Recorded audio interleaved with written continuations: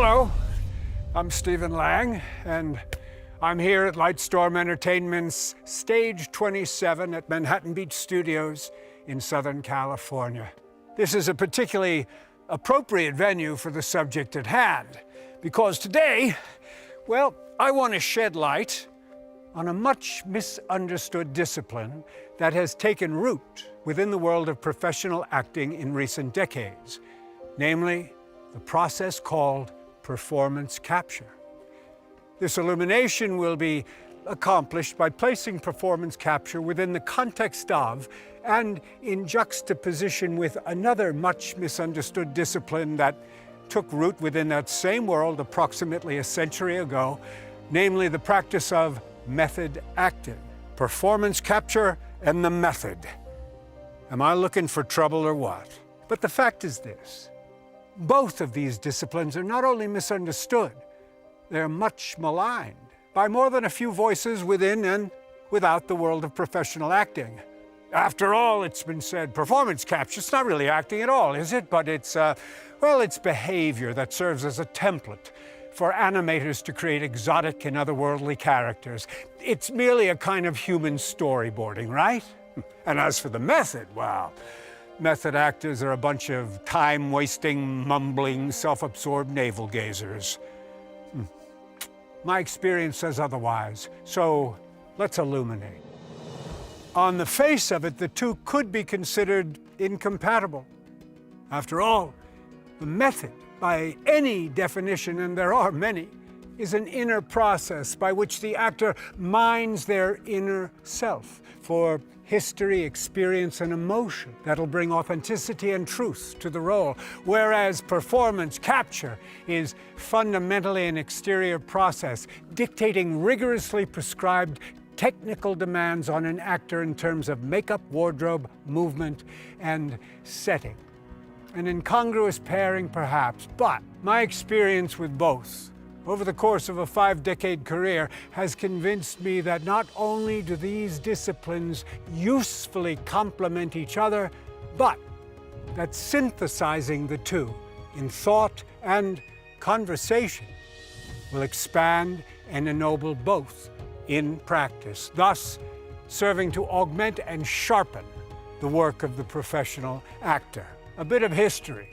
Back in 2009, when the first Avatar was released, visionary filmmaker James Cameron made the decision to de-emphasize discussion and publicity about performance capture. It was called motion capture, or mocap at the time. His reasoning was sound, much like a magician not revealing how an illusion is achieved in order to preserve the magic. So Cameron wanted the audience to fully experience the wonderfully immersive real world of Pandora without peeking behind the curtain, so to speak. Well, the strategy proved successful and was repeated with the release of The Way of Water several years ago. And so, yes, the mystery was maintained, the magic preserved, but the price paid was a lack of understanding and appreciation for the capture process. I have found it both wearying and frustrating to read commentary or reviews that say, for example, oh, Zoe Saldana voices the role of Neytiri with skill, as if that's her sole contribution to the role.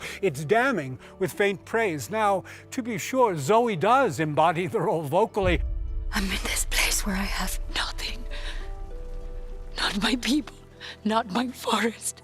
Just as she fully inhabits the role physically, emotionally, to the very core of her actor's soul, achieving via performance capture what the method founder Konstantin Stanislavski called переживание, translated from the Russian as experiencing.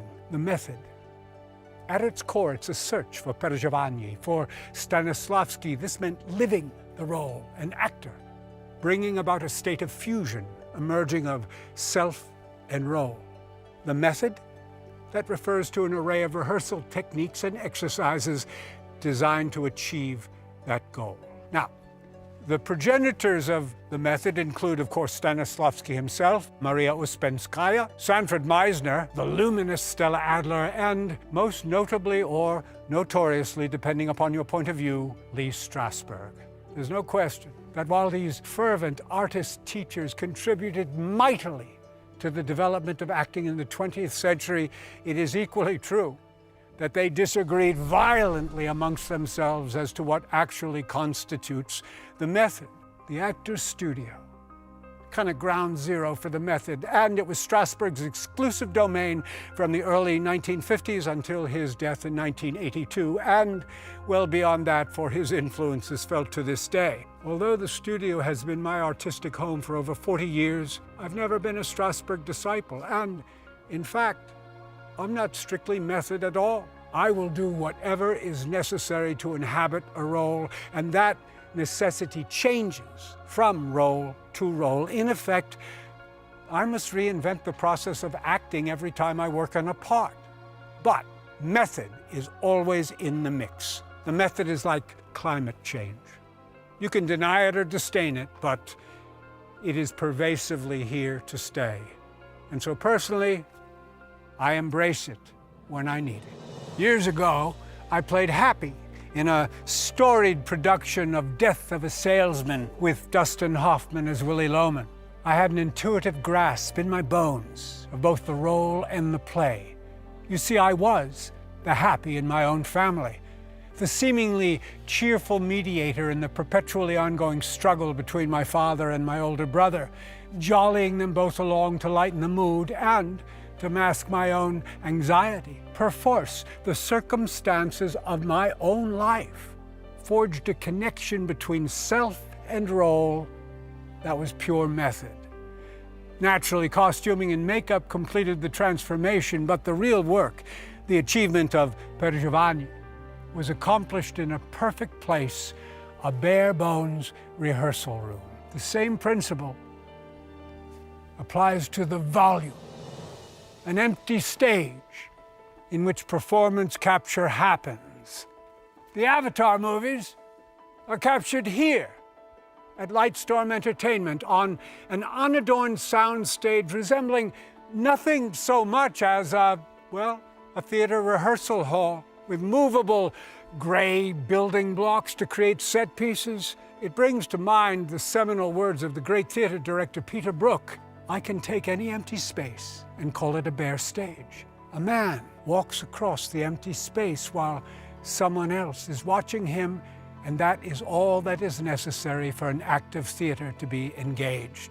One caveat: the volume is a defined space circumscribed by 180 motion capture cameras all around the room. Instead of a traditional camera rolling film or taking photographs, they're tracking data from our motion. As an actor, I wear a special suit with retroreflective markers at each of my joints, the critical data points for my virtual character. And as long as I'm inside the volume, those motion capture cameras will track my movement. I also wear a head rig, which holds a boom in front of my face with a pair of high-definition cameras, and those cameras track dots on my face called markers. So, if I open my mouth and speak, the head rig cameras capture all the thousands of intricate muscle movements around my mouth, my neck, my forehead, and my eyes. Got that? Wherever I move in this three-dimensional space, an array of cameras above me capture my performance, instantly transforming it into my virtual character. Not a facsimile of my performance, but the very soul, the essence of what I bring to the stage. Every tremor of the hand, every facial tic or shifting of posture, right down deep into the windows of the soul, my eyes. Imagine the possibilities. A space not only beckoning and conducive to the actor, but in its stark simplicity, actually demanding work at its most imaginatively truthful. Performance capture allows me to play anyone, even, say, the recombitant Colonel Miles Quaritch, 9 foot tall, hugely muscled and blue. And yet, the process is acting at its most fundamental. An extraordinarily organic way for an individual or an acting ensemble to create Per Giovanni. Lights are up. No waiting for the director of photography to set camera or lighting. There are no crane shots or handheld camera. Simple grayscale sets ground our performances and align our bodies for camera. A gimbal, ekran, a boat, a harpoon gun. The director, James Cameron, blocks the action, working with all of us actors together, shaping the scene. As you roll, take after take, we run the entire scene, just like a run-through in theater. There are no close-ups or wide shots because the director will choose those very critical storytelling touches down the line in post-production. Instead, we're surrounded by as many as 16 reference cameras, which play a critical role in the editorial process and act as an additional layer to ground the truth of our performances as they move through visual effects. See, this is all about the actor, in the moment, imaginatively believing in the extraordinary world of Pandora. The great film director Federico Fellini maintained that an actor's transformation into a role occurred in the makeup chair. I have honored that assertion throughout my career. Years ago, I played Babe Ruth. Now, the Babe had a very distinctive nose. This is a mold of his nose, very different from my own. And when the prosthetic proboscis was cemented over my own, it served to cement my immersion into the great slugger's persona. Likewise, with the original Avatar, I truly became Quaritch when 3 chevron-like scars were in place, a reminder of the character's violently adversarial relationship with an entire planet. Let's get this done. Of course, wardrobe necessarily played its part, donning the Yankee pinstripes or rolling the sleeves of my Marine tunic just so explicitly solidified the transformation from actor to character. But what about Quaritch, the recombatant in Avatar: The Way of Water and Avatar: Fire and Ash? No scars, no Marine tunic, but really, no problem. Because the facial markers that are applied for the performance capture process and the capture suit accomplish the exact same thing. It is my makeup, it is my wardrobe. The immersive adjustment is mine to make.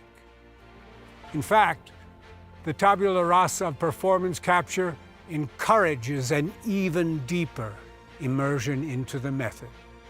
Andy Serkis as Gollum or Caesar, Sam Worthington as Jake Sully, Zoe Saldana as Neytiri, Kate Winslet as Ronal, Cliff Curtis as Tonawari, Sigourney Weaver as Kiri, Una Chaplin as Varang. These remarkable actors and so many others have created dense and compelling and utterly believable characters via performance capture. I don't know that any of these actors would characterize themselves as method actors, but if you watch their superb work, there can be no doubt that there is method to their madness. Performance capture and the method, each a powerful tool unto itself, and I suggest even more so when employed in tandem. Hamlet, Prince of Denmark, sums it all up succinctly when he says, "I could be bounded in a nutshell and count myself king of infinite space." Performance capture and all it entails, the volume, the markers, the head rig, this is the nutshell. And within it, the borderless, boundless, and bottomless depths of the method, providing the possibility of infinite space. Thank you. Thank you for clicking on our video, everybody. If you like what you saw here, please make sure you like the video and subscribe and share with your friends who like this sort of content. Joblo remains an independent company, and we appreciate all of your support.